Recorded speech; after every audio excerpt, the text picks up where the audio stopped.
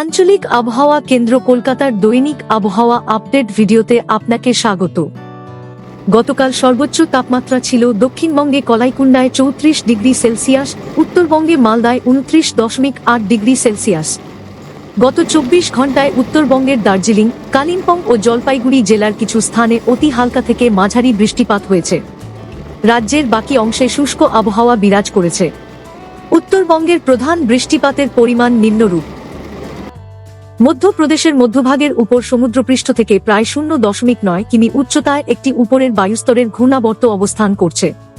নিম্নস্তরের পশ্চিমী বায়ুপ্রবাহে 3.1 কিমি উচ্চতায় অক্ষসহ একটি নিম্নচাপ অক্ষরেখা অক্ষাংশ 20 ডিগ্রি উত্তরে প্রায় 90 ডিগ্রি পূর্ব দ্রাঘিমাংশ বরাবর বিস্তৃত।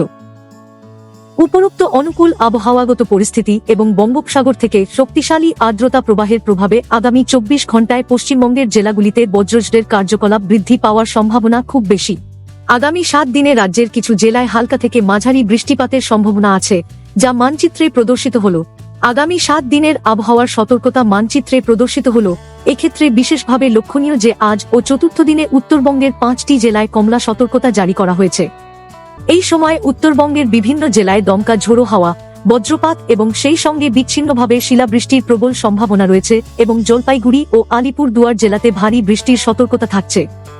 এর পাশাপাশি দক্ষিণবঙ্গের বিভিন্ন জেলায় আজ ও চতুর্থ থেকে ষষ্ঠ দিনে দমকা ঝোড়ো হাওয়া সহ বজ্রপাতের সতর্কতা আছে।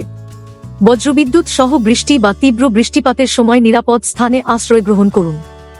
গাছ, বৈদ্যুতিক খুঁটি বা দুর্বল বা অনিরাপদ কাঠামোর নিচে আশ্রয় নেওয়া থেকে বিরত থাকুন এবং জলাশয়ের সংস্পর্শ এড়িয়ে চলুন।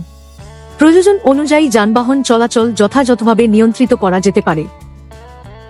আগামী 4 দিনে পশ্চিমবঙ্গের জেলাগুলিতে সর্বোচ্চ তাপমাত্রা ধীরে ধীরে 3 থেকে 5 ডিগ্রি সেলসিয়াস বৃদ্ধি পাবে এবং পরবর্তী সময়ে 2 থেকে 4 ডিগ্রি সেলসিয়াস হ্রাস পাবে।